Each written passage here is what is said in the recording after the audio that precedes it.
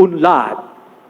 You, unahin, N, natin, L, lagi, A, ang di Diyos. Unahin natin lagi ang Diyos. Tandaan niyan. The Lord be with you. And with your spirit. A reading from the Holy Gospel according to Matthew. Glory to you, O Lord.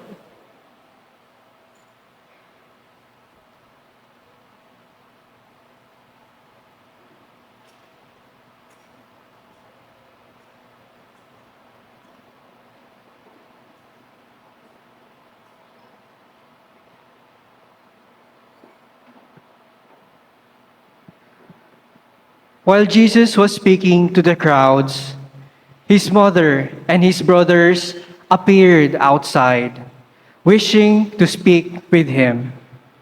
Someone told him, "Your mother and your brothers are standing outside, asking to speak with you."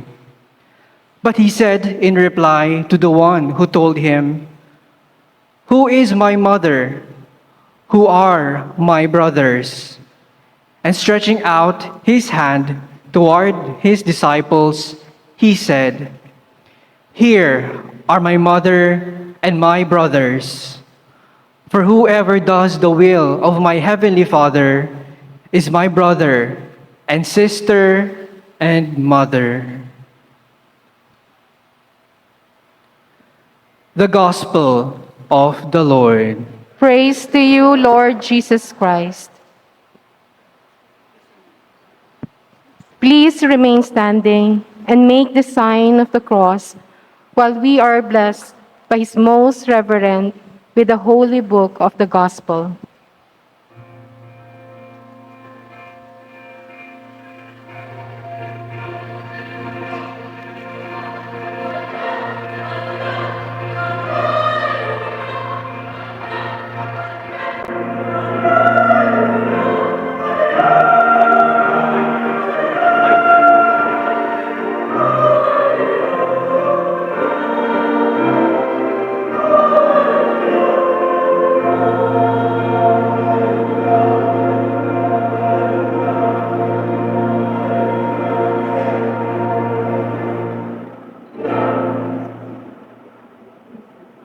Please be seated.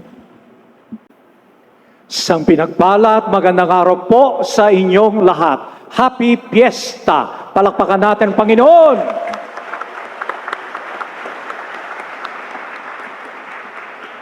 Salamat po sa kabila ng pandemya. Hindi pa tapos ang pandemya. Ngunit nagpapasalamat tayo sa Diyos. At nagkaroon tayo ng pagkakataon, magkaipon tayo bilang kanyang pamilya, bilang kanyang simbahan upang parangalan at magpasalamat tayo sa Diyos dahil binigyan tayo ng isang inang nagmamalasakit, nag-aaruga, sumusubaybay sa ating pang-araw-araw na pamumuhay. So nagpapasalamat din po tayo sa aking mga kapatid na pare. 14 of them, in spite of their busy schedule, narito po. At we thank our beloved parish priest for organizing this fiesta. Palakpakan natin po sila. Ating deacon, si Reverend Julius. Okay. So ang ating pong tema na nabuo para sa ating 62nd Parish Fiesta, pag-unlad ng buhay kay Kristo nakasalalay. Ulitin natin, pag-unlad ng buhay kay Kristo nakasalalay. Lagi nating ginagamit yung salitang unlad. Ibig sabihin, hindi tayo kontento sa ating present situation. Gusto nating to move forward, lalong gumanda ang buhay dahil dulot ng pandemya, marami ang nawalan ng trabaho, maraming epekto sa buhay ng pamilya. Pero hindi pa rin tayo nasisira ng loob dahil alam natin hindi tayo pababayan ng Diyos. Amen? Sabi ko, hindi tayo pababayan ng Diyos. Kaya huwag niyong kalimutan ang salitang unlad. Pag-unlad. Gusto nating umunlad. U-N-L-A-D, unlad. U, unahin. N, natin. L, lagi. A, ang D, Diyos. Unahin natin lagi ang Diyos. Tandaan niyan, kapag gusto nating umunlad, laging unahin ang Diyos. Hindi yung material na bagay, kasi pag sinabi mong unlad, big sabihin magandang negosyo, magandang ekonomiya. Oo, gusto natin yun. Pero mas mahalaga, unahin natin lagi ang Diyos. Siya ang tagapagbigay ng lahat ng biyaya. Maging ang iyong talino, ang iyong oras, ang iyong yaman, hindi mo masasabing sa iyo yan. Dahil kapag tinawag ka ni Lord, bye-bye sa mga iyan. Yung dala mo ay yung ginawa mo sa buhay mo. Ang buhay ay isang kaloob ng Diyos. Anumang ginagawa natin sa buhay natin araw-araw, kapag tayo tinawag ni Lord, yon ang ating regalo sa Diyos. Kailanman, hindi natin mapapantayan ang pagmamahal ng Diyos.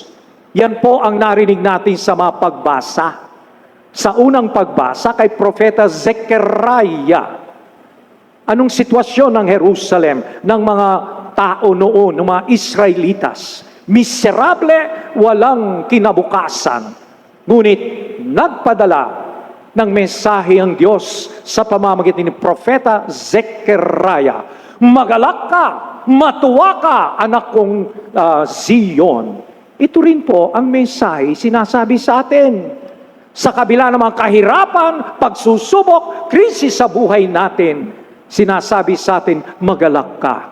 Paano yan, Bishop? Magalak. Ang hirap nga ng buhay eh.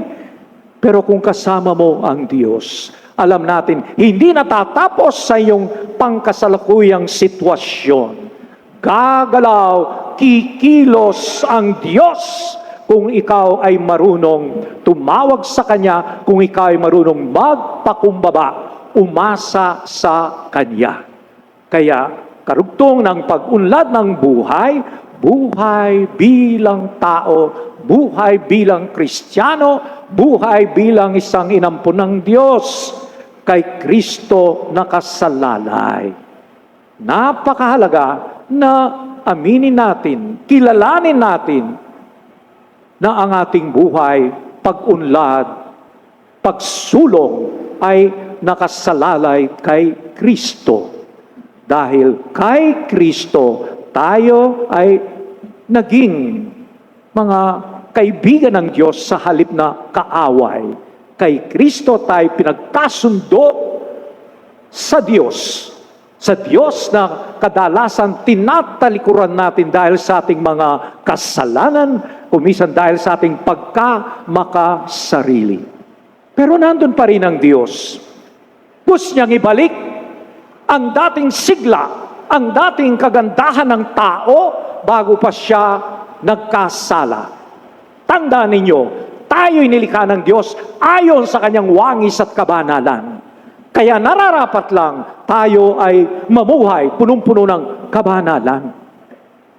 At yan ang ating nakikita sa halimbawa ng ating mahal na ina. Kaya sa second reading, anong sinabi? Sa takdang panahon, sa panahon tinakda ng Diyos, dumating si Jesus, ang kanyang anak, upang tayo sagipin. So, laging dumarating ang Diyos sa buhay natin upang baguhin, sagipin tayo kung sakaling tayo'y naliligaw, nawawala ng landas, at muling hubugin ang ating mga puso para marunong tayong magmahal katulad ng pagmamahal ng Diyos na nagbibigay ng pag-asa at buhay para sa lahat ng mga tao. Kaya magpasalamat tayo. Ano po, ilan sa inyo pumasok, matagal na sigurong absent tayo sa simbahan, nagpasalamat dahil meron tayong pagkakataon sama-sama bilang pamilya ng Diyos, magpasalamat. Sa mga nakaraang 3 taon, I lost some priests, some sisters, some relatives, and some friends. Namatay dahil sa COVID yung ibang madre, pare, kaibigan, kamag-anak, Buti yung sister ko, panganay namin, na COVID, pero nandun na, nasa bingit ng kamatayan. Pero sa panalangin at awa ng Diyos, naligtas siya. In fact, she's celebrating her 80th birthday itong July 27. Ikaw nandiyan ka. Nagpasalamat ka ba sa Diyos? May mga tao dapat narito pero wala. Ano? Pero narito ka. Nagpasalamat ka ba sa Diyos dahil ikaw ay buhay pa? Bakit? May misyon ka. May misyon ka. Merong misyon na pinagkatiwala sa Diyos. Ang buhay mo hindi para sa sarili mo lang. Kung may pinagkatiwala, merong kaloob sa iyo ang Diyos, hindi para angkinin mo yun. Ano man ang pinagkatiwala sa iyo ng Diyos, dapat payamanin mo. Paging mayabong yan sa pamamagitan ng pakikibahagi sa iba. Kaya tayo ay, kahit na nahirapan tayo nung kasagsagan ng pandemya, bakit tayo in a way nakalampas?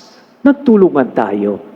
Pero kung nagkanya-kanya, mas marami sigurong namatay, nagutom.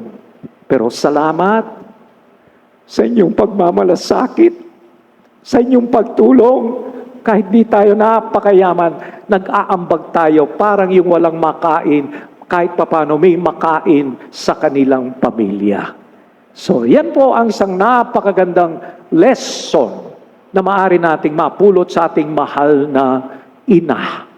Nung nalaman ng kanyang pinsan, si Elizabeth, na siya ay buntis, matanda na, kailangan ng kanyang tulong, hindi nag-atubili, hindi nagdalawang isip, naglakbay, may 100 kilometro. Wala pa pong Grab noon, wala pa pong tricycle. Pero naglakbay siya para makatulong. Kaya ano ang aral din? Anong sabi ni Jesus sa kanyang pangangaral? Ang tunay nagmamahal sa akin ay tinutupad niya, isinasa buhay niya ang aking mga salita. So hindi sapat sabihin natin, Lord, I love you, mahal kita, naniniwala ako sa iyo. Dapat makita ang ating pagmamahal, pananampalataya sa kawang gawa. Dahil yung salitang pagmamahal, pwedeng gamitin love as a verb, as a noun. As a noun, sa gospel po, ginagamit ng 9 beses. Love is a many splendored thing, sinasabi natin. Love is what makes the world go around. Noun, yung love. Pero it can be used as a verb. At ang paggamit bilang verb sa gospel, 29 times. Big sabihin, binibigyan ng diin yung gawa. Love is being patient. Love is forgiving. Love heals. Love unites. Kaya napakatindi ng pagmamahal ng Diyos. Ito ang nagbibigay buhay at pag-asa sa atin. So katulad ng nangyari sa Ebanghelyo, anong narinig natin? Maraming dumating, nakinig sa kay Jesus. At dumating ang kanyang pamilya, ibig sabihin nanay at saka mga kamag-anak, hindi makakalapit sa kanya, kaya may nagbulong. Gusto kang makita ng iyong mga kamag-anak, pamilya. Anong sinabi ni Jesus? Sabi sa kanya, nanditong nanay mo, kapatid. Anong sabi ni Jesus? Sino ng aking nanay? Sino ng aking mga kapatid?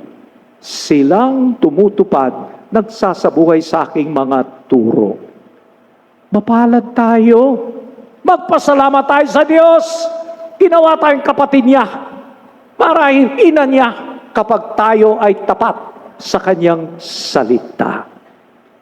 So, nagbibigay sa atin ng tuwa, gala sa kabila ng kahirapan, krisis sa ating buhay. So sana itong pagmamalasakit sa isa't isa, pagmamahal, pagsisikap, abutin kahit hindi mo kamag-anak, pero tinuturing mong kapatid katulad ginawa ni Kristo sa atin. Mas madali kung marahil tayo si Kristo, may mga taong ayaw makinig, sabihin natin, bahala ka sa buhay mo. Pero si Jesus hindi. Gagawa at gagawa ng paraan upang makabalik ka sa Kanya. Yan ang pangarap ng Diyos. Magkaisa tayo bilang isang pamilya, nagbibigay patutuo sa kanyang kagandahang loob. So, yun ang ating inawit kanina after the first reading, di ba? Yung Magnificat. Pasasalamat ni Maria, pagpupuri sa Diyos dahil sa nakita niya mga kababalaghan, nakakamanghang pamamaraan gawain ng Diyos. At kung tayo po, katulad ni Maria, bukas ang ating kalooban, damdamin, malaki ang sisidlan natin ang puso para mapuno tayo ng Banal na Espiritu ng kanyang pagmamahal, makakasa tayo, makikita natin ang mga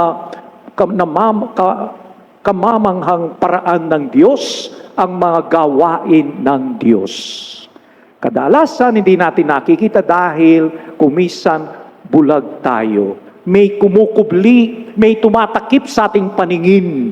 Ano po yun? Kumisan ang ating pagkamakas sarili. Kumisan material things. Masama bang material things? No. Pero wag nating kalimutan.